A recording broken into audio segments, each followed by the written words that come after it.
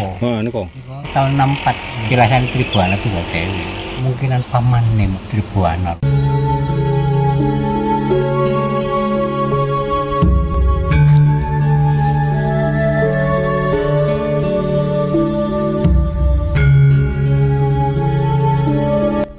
Cuma sing mados ini Gustian kulo kali bakulo kali tiyang kenane Pak Ahmad Mustofa Surabaya.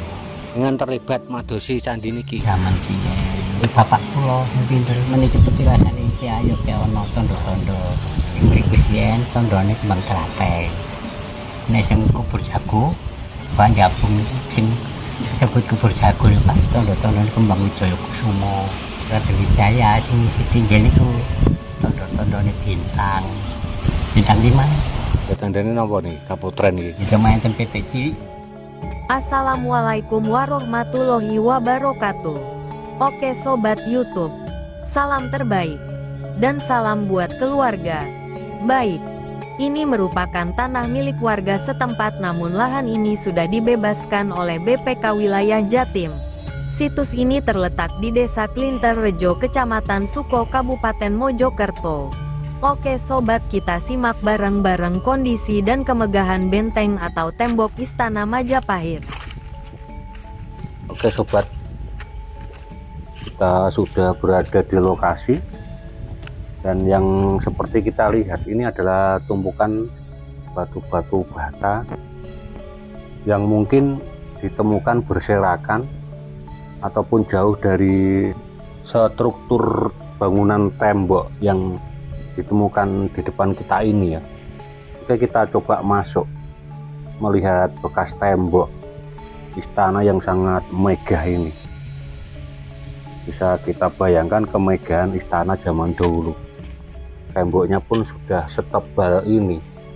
Dulu ini mungkin menjulang tinggi ke atas ya, bisa 5 meter, bisa 10 meter ketinggiannya, barangkali segitu ya.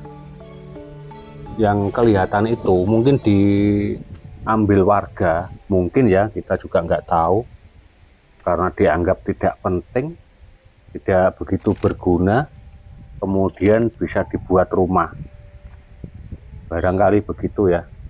Kita tidak mengarani, bahasa Latinnya Jawa mengarani ya, atau mungkin bisa dikatakan menuduh, karena mengira-ngira itu ada 3. Kemungkinan benar, kemungkinan tidak benar, dan kemungkinan tidak benar semua. Itu ya. Dan ini masih dalam tahap ekskavasi situs Bahre Kahuripan. Cuman tahap keberapa kita kurang tahu, keempat atau kelima. Yang jelas ekskavasi ini memakan waktu berhari-hari untuk menampakkan struktur pagar yang diduga mengelilingi Candi Bahre Kahuripan. Bisa kita bayangkan saja betapa megahnya pagar ini di masa lampau yang masih utuh. Bisa kita lihat dari kejauhan, seperti benteng yang tidak bisa ditembus musuh ataupun anti meriam kalau zaman dahulu. Ini sangat lurus sekali. Dulu pakai apa ya nariknya ini, karena kan belum ada benang, mungkin pakai akar ya, diikat disambung-sambung. Nah yang di depan kita ini seperti apa ya, tiang atau penguat, atau kalau benteng itu mungkin di atasnya sini itu ada seorang penjaganya. Nah ini mungkin berukuran berapa ya, 3 meter kali 3 meter dulu. Dan yang bisa kita lihat tatanan struktur pagar ini ada yang pecah-pecah batu batanya. Mungkin pemborongnya dulu atau arsiteknya dulu memanfaatkan batu bata yang pecah-pecah ditaruh di bawah pagar ini, karena yang di atas kan masih panjang, jadi mengirit biaya, mengirit bahan, mungkin yang pecah-pecah itu ditaruh di bawah sini, dan yang di atas itu pasti yang bagus-bagus, yang utuh-utuh. namun yang di atas sudah nggak ada itu ya, mungkin raib entah kemana, kita tidak tahu. Bisa kita lihat sangat lurus sekali ya, kencang sekali, cuman kita nggak tahu arah, ini nggak berani ngomong arah. Kalau saya di luar kota itu pasti bingung arah. Nah ini seperti tempat penjagaan ya, yang saya bilang tadi. Nggak tahu jarak berapa ini dari satu tempat penjagaan ini, katakanlah begitu ya, yang 3 kali 3 meter ini. Dan panjang pagar ini pagar depan atau belakang samping kita juga nggak tahu. Yang penting saya memperkenalkan, memperlihatkan betapa canggihnya pada zaman kerajaan Majapahit dulu, yang merupakan nenek moyang kita, yang sudah begitu pandainya membuat pagar sekuat ini. Itu aja ya, jadi memperkenalkan budaya kita, kecanggihan nenek moyang kita, patut kita acungi jempol. Dan diperkirakan pagar ini mungkin kurang lebih 150 meter panjangnya. Jadi tim arkeolog masih mengembangkan lagi, dan jelas sudah berhasil menampakkan struktur pagar kuno yang megah ini. Dan bangunan pagar ini ataupun tembok ini berbahan batu merah ya dulur ya. Jadi temuan ini menyambung dengan struktur yang sama di sisi barat, temuan ekskavasi tahun lalu. Dan di sebelah belakang kita itu ada lapangan lur, juga ada penemuan baru yang masih belum rampung, masih dalam tahap penelitian dan masih di ekskavasi ya oleh para arkeolog. Kita doakan saja cepat rampung, kita bisa menguak bangunan-bangunan yang ada di tempat ini. Karena di desa Klinterjo ini banyak bermunculan lur penemuan-penemuan candi. Tidak ini saja ya, jadi di sebelah jalan sana itu juga ada penemuan yang sangat luar biasa sekali. Kemungkinan di sini itu pusat kerajaan Kahuripan atau yang namanya Bahare Kahuripan, barangkali gitu ya. Jadi Bahare Kahuripan itu merupakan kerajaan bawahan Majapahit.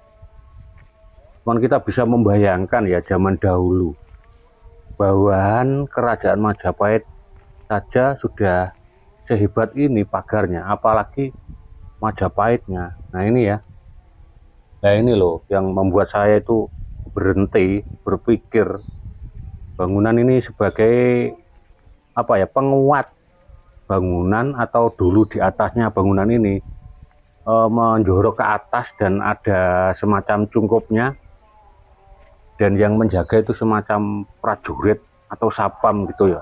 Saya sempat berpikir begitu.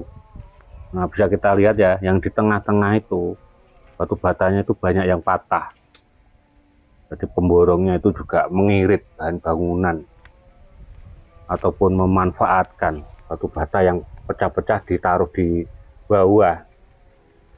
Nah ini di pinggir-pinggir bekas galian ini juga banyak sekali pecah-pecahan batu bata. Yang jelas satu area ini atau komplek area ini yang mungkin luasnya ya ada 5 hektar sendiri. Memang dulu ini banyak perumahan para prajurit, para pembesar kerajaan. Bisa dibilang ini kota raja Bahare Kahuripan. Tetap kita berada di atas tembok yang diduga tembok istana ini, tapi kita berjalan dengan hati-hati, jangan sampai merusak. Sengaja saya syuting ini, saya tampakkan ke bawah ini biar pemirsa melihat atau berpikir kecanggihan pada zaman dahulu ya, sangat kencang sekali, lurus sekali. Dan yang di tengah tadi ya, seperti yang saya bilang, itu batu-batu bata yang sudah pecah ditaruh di tengah. Nah ini pinggir bekas penggalian banyak remukan ya, saya bilang remukan karena sudah kecil-kecil semua, karena sudah mungkin kena cangkul warga, kena traktor warga, sudah beratus-ratus tahun yang menjadi remuk seperti ini, sudah tidak berbentuk lagi. Cuman kita tetap bersyukur karena bisa dan masih melihat bekas bangunan ini, walaupun bekas reruntuhan, kita bisa membayangkan saja betapa megahnya, atau kita bayangkan zaman ratusan tahun yang lalu ini mungkin padat penduduk ya, para petani berlalu lalang ataupun prajurit ataupun rajanya itu berlalu lalang di tempat ini. Dan kemungkinan di depan kita ini masih banyak lor ya, candi-candi maupun struktur bangunan lama yang masih terpendam di tanah, masih diselamatkan oleh tanah, sehingga aman dari gangguan-gangguan tangan-tangan jahil yang tidak bertanggung jawab. Demikian ya, kita doakan tim ekskavasi sehat selalu, cepat-cepat menguak peninggalan-peninggalan purbakala yang ada di sini.